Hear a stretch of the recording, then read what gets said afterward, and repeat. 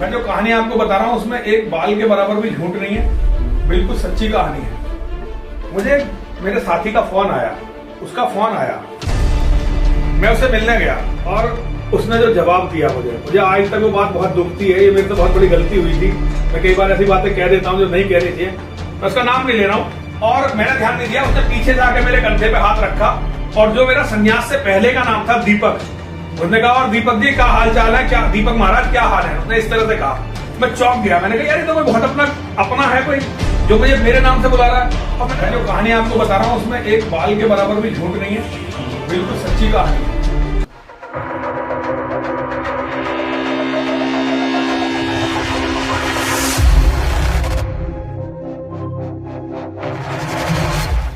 देखिए मैंने 1995 में अपना कोर्स पूरा किया था। मैं जो कहानी आपको बता रहा हूं उसमें एक बाल के बराबर भी झूठ नहीं है, बिल्कुल सच्ची कहानी है। मैं 1995 में अपना कोर्स करने के बाद चला गया बाहर और जब मैं वापस आया तो मुझे कुछ जो है धर्म की लड़ाई में लगना पड़ा। और धर्म की लड़ाई में लगने का मतलब ये हुआ कि मुझे बहुत सारे लोगों से लड़ने के लिए खड़ा होना पड़ा। और जब मैं लड़ाई में शुरू में खड़ा हुआ तो मेरी अवस्था कोई बहुत अच्छी नहीं थी। अब तो मैं मंदिर का महंत और बहुत सारी चीज आभा मंडल ये सब साथी हैं, मेरे बच्चे हैं, इन्होंने मुझे बहुत हेल्प की और बहुत अच्छी जगह पहुंचा दिया। आज तो कोई ऐसी बात नहीं है, लेकिन उस समय कोई मदद नहीं करता था और मेरी आर्थिक स्थिति भी कोई बहुत अच्छी नहीं थी। मुझे मेरे साथी का फोन आया। मेरा एक साथी जो मेरे साथ पढ़ता था, मेरा क्लास फेलो था, वो नोएडा में रहता था। उसका फोन आया, मैं उससे मिलने गया। मैंने उससे पूछा भाई क्या बहुत बढ़िया उसका फ्लैट था। ये आज से है करीब 20 साल पुरानी बात है, 20 नहीं तो 18 साल, हाँ 18 साल पुरानी बात होगी। मैंने उससे पूछा कि भाई बहुत बढ़िया चल रहा है तेरा काम वाम, बहुत बढ़िया, भाभी भी बहुत अच्छी है और तेरे बच्चे कितने हैं। उसने कहा मेरे एक बेटी है। मैंने उससे पूछा कि भाई तुझे पैसे कितने मिलते हैं। तो ये लगभग सन आप ये मान लो कि 99 की या 2000 की घटना है। उसने कहा स्वामी जी मुझे मिलते हैं 80,000 रुपए महीना मिलते हैं। और मैंने कहा यार भाभी भी कहीं नौकरी करती है, जैसे मैंने सुना जॉब करती है ये। उसने कहा कि ये डीपीएस में टीचर है और इसे 25,000 रुपए महीना मिलते हैं। मैंने कहा यार ये तो बढ़िया है, तेरी गांव में जमीन भी है, जमीन का भी तुझे कुछ मिलता होगा, तेने ये फ्लैट खरीद लिया। उसने कहा हाँ फ्लैट खरीद लिया, ये मेरा अपना फ्लैट हो गया। तो मैंने कहा तेने जब अपना फ्लैट खरीद लिया तो तू दूसरा बच्चा क्यों नहीं कर रहा। और उसने जो जवाब दिया मुझे आज तक वो बात बहुत दुखती है। ये मेरे से बहुत बड़ी गलती हुई थी। मैं कई बार ऐसी बातें कह देता हूं जो नहीं कहनी चाहिए। उसने कहा अरे महाराज एक बेटी है, इसी का पेट नहीं भर रहा।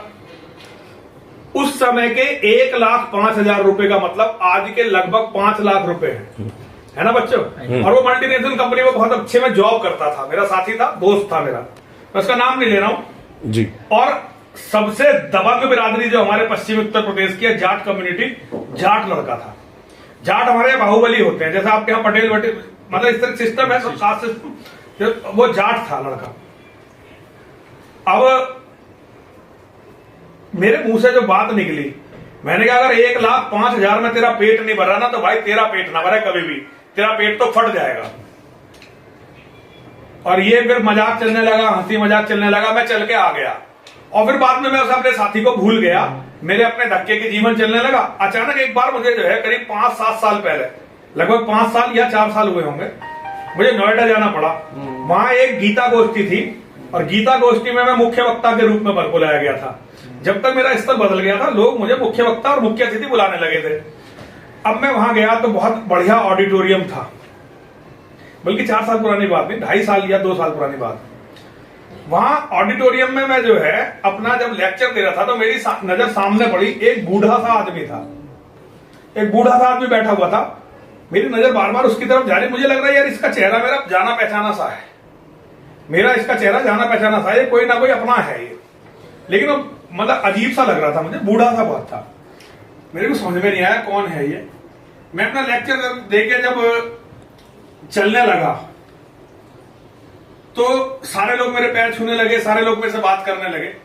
वो मेरे पास आया, वो बूढ़ा आदमी, और मैंने ध्यान नहीं दिया, उसने पीछे जाके मेरे कंधे पे हाथ रखा और जो मेरा संन्यास से पहले का नाम था दीपक, उसने कहा और दीपक जी क्या हाल चाल है, क्या दीपक महाराज क्या हाल है, उसने इस तरह से कहा। मैं चौंक गया, मैंने कहा यार ये तो कोई बहुत अपना है कोई जो मुझे मेरे नाम से बुला रहा है। और मैंने जब ध्यान से देखा तो मेरे मुंह से उसका नाम निकला। अरे मैंने कहा तेरा क्या हाल हो गया ये भाई, क्योंकि वो बहुत ही स्मार्ट व्यक्ति था। हम तो उसके सामने ऐसे लगते थे जैसे सूरज के सामने दिया रखा हो। बहुत स्मार्ट, बहुत तेजस्वी और बहुत ऊर्जावान युवक था। जब मैं 30 साल का था तो कोई भी उसे 25 से ज्यादा का नहीं बताता था, और जब मैं 35 साल का हुआ तो कोई भी उसे उस समय 27-28 से ज्यादा का बताता ही नहीं था। लेकिन जब मुझे वो दोबारा मिला, उस समय मिला, तो मुझे लगा यार ये तो बहुत बूढ़ा हो गया। मैंने कहा यार तुझे क्या हो गया, क्या बीमार हो गया क्या कुछ? उसने कोई रेस्पॉन्स नहीं दिया। उसने कहा कुछ नहीं यार, किस्मत की बात है, सब ऐसे ही हो जाता है। और उसने मुझे गले लगाया तो उसकी आंखों में आंसू आ गए थे। मैं भूल नहीं पाया। वो फिर चला गया, कहने लगा, मैंने कहा यार, और मुझे जानना था कि भाई हुआ क्या इसके साथ, लेकिन अब पूछने की हिम्मत नहीं पड़ रही मेरी भी। पूछ रहा हूं मैंने कहा यार रुक, अभी मैं भी चल रहा हूं तेरे साथ। उसने कहा नहीं यार आज मुझे जाना है, बहुत अच्छा हो गया तू मिल गया, मैं आज कहीं जा रहा हूं, फिर बैठेंगे कभी। ये कह के वो चला गया। मैं बहुत टेंशन में, मैंने अपने एक दूसरे दोस्त से, जो मेरा, हम तीनों का एक कॉमन दोस्त था, दोनों का एक कॉमन दोस्त था, उसे फोन करके पूछा कि बेटा भाई क्या हुआ इसके साथ। तो उसने कहा यार तुझे पता नहीं, इसके साथ तो बड़ी बुरी ट्रेजेडी हो गई। मैंने कहा क्या हुआ? कि इसने जो है काम जमाया था, इसका काम बहुत बड़ा हो गया था, इसकी करीब 150-200 करोड़ रुपए की इसने जो है प्रॉपर्टी अर्न कर ली थी, बहुत बड़ा इसका काम हो गया था। लेकिन जो इसकी बेटी थी वो एक मुसलमान से उसका प्यार का वो हो गया था और उसने मुसलमान से शादी कर ली। थोड़े दिनों बाद मुसलमान ने उसकी बेटी की कर दी हत्या, उसकी बेटी को मार दिया। मतलब पता ही नहीं चला कहां गई उसकी बेटी, कुछ नहीं पता चला। इसी डिप्रेशन में उसकी पत्नी मर गई और वो दुनिया में अकेला रह गया, पूरी दुनिया में अकेला रह गया। मतलब कितना बुरा हुआ उसके साथ। और उसकी एक गलती थी, वो अगर 3-4 बच्चे पैदा करता तो उसकी बेटी के साथ ये कभी नहीं होता। उसकी बेटी अकेली पड़ी होगी, माँ बाप का प्यार नहीं मिला, माँ चली जाती थी अपना पढ़ाने, पिता चला जाता था नौकरी पे या बिजनेस जो भी उसने बाद में कर लिया था उस पर चला जाता था। बेटी बहुत बुरी तरह अकेली पड़ी हुई थी, परिवार में मजबूत बॉन्डिंग नहीं थी। और हमारे क्षेत्र के मुसलमान हमेशा इस इंतजार में रहते हैं कि कौन उन्हें कमजोर मिले और उस औरत को लड़की को सबको फंसाते हैं वो अपने जाल में। और उनके पास ऐसी टैक्टिक्स हैं और वो मतलब मिलकर करते हैं तो उनका एक काम पूरा हो जाता है। लेकिन आप उस आदमी के बारे में सोचो जिसने पूरा जीवन बड़ी मेहनत से केवल ये सोच के कि मैं देश के लिए कोई ज्यादा जनसंख्या नहीं बढ़ाऊंगा, मैं अपनी बच्ची को अच्छा जीवन दूंगा, केवल एक बच्ची पैदा की और उसकी बच्ची मार दी गई इस देश में। उस आदमी के जीवन में क्या बचा मुझे ये बताओ। मैं आप बच्चों का जो ध्यान दिलवाना चाहता हूं, इस बात पर दिलवाना चाहता हूं कि जब पूरा देश सभ्य नहीं है तो तुम ये नहीं कर सकते। आज बहुत सारे लोग तुम्हारे बच्चों को केवल इसलिए मारना चाहते हैं कि तुम्हारे बच्चे, तुम्हारी बेटियां उनके मनोरंजन की चीज हो गई हैं। वो मनोरंजन करते हैं, उनका मन भर जाता है, मार देते हैं। बहुत सारे लोग इसलिए मारना चाहते हैं कि उन्हें ये लगता है कि वो उससे पैसा छीन सकते हैं। मतलब तुमने अपने बच्चों को इस तरह से बना लिया है जैसे बकरी के बच्चे हों और उनका शिकार जरूर होगा। मैं यहां आदरणीय आसाराम बापू जी के आश्रम में हूं और ये गुजरात का क्षेत्र है। तुम लोग सब लोग बहुत पैसे वाले हो, बहुत साधन संपन्न हो, लेकिन मुझे जो दुख होता है वो ये होता है कि आज हिंदू को ये पता ही नहीं कि वो अपने बच्चों के साथ कितनी बड़ी बेईमानी कर रहा है। आज जब किसी के बच्चे ही नहीं होंगे तो मदद कौन किसकी करेगा। मेरा तुम सबसे सिर्फ ये कहना है कि जब तक इस देश में एक ऐसा कानून ना बने कि जहां कोई भी धर्म का आदमी हो, किसी भी स्थान का आदमी हो, किसी भी जाति का आदमी हो, वो 2 से ज्यादा बच्चे पैदा नहीं कर सकता, ऐसा कानून जब तक इस देश में नहीं बनता, तुम अपनी जनसंख्या को कम मत होने दो। कम से कम 4 या 5 बच्चे करो। और देखो, तुम्हें, मुझे नहीं पता तुम्हारे गुरुजी ने क्या बताया, लेकिन मेरे गुरुजी ने जो बताया मैं तुम्हें बता रहा हूं। मेरे गुरुजी ने मुझे ये बताया है कि हमारी औकात किसी चींटी को भी दाना खिलाने की नहीं है, ये सारी व्यवस्थाएं ईश्वर करता है। दुनिया में जो जीव आता है उस जीव के खाने पीने, रहने, उसके कपड़ों की, उसकी शिक्षा की, उसकी नौकरी की, उसके व्यवसाय की, यहां तक उसके बच्चों की और आगे वंश की चिंता भगवान करते हैं, हमारे हाथ का काम नहीं है। तो मैं अपने अनुभव से आप लोगों को बताना चाहता हूं कि अपने आप को आधुनिक कहलवाने के चक्कर में अपने बच्चों से दुश्मनी मत करो। मान लो किसी के हो ही नहीं सकते, पत्नी बीमार हो गई या मतलब बहुत सारे औरतों के कॉम्प्लिकेशन होते हैं, या आदमी में मतलब आदमी के साथ कोई प्रॉब्लम हो गई हो, वो बच्चा नहीं पैदा कर सकता, वो तो अलग बात है। लेकिन यदि बच्चे पैदा कर सकते हो तो मैं तुम सबसे केवल यही कहना चाहता हूं, 4-5 बच्चे भैया जरूर पैदा करो। तुम्हें बचाने के लिए भगवान नहीं आएंगे, भगवान कभी कमजोर को बचाने के लिए नहीं आते। अवतार भी उन्हीं को बचाने के लिए होता है जो मजबूत होते हैं और धर्म को बल देते हैं।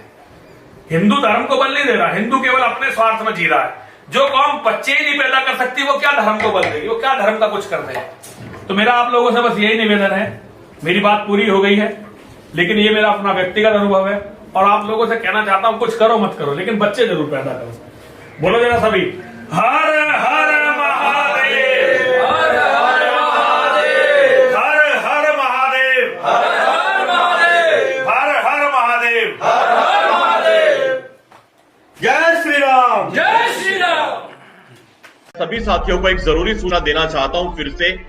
हमारा जो नंबर था पेटीएम का 9310002380, उस पे गूगल पे, फोन पे, बाकी चीजें नहीं थी, यूपीआई नहीं था। आप सभी साथी हमें मैसेज भेजते थे। तो आज आपकी स्क्रीन पे नीचे देखिए ये जानकारी जो हमने दी है। अब एक ही नंबर है सेंट्रलाइज, ये जो नंबर आपको दिख रहा है, इस पे यूपीआई भी है, पेटीएम भी है, गूगल पे भी है, फोन पे भी है, 9891002380।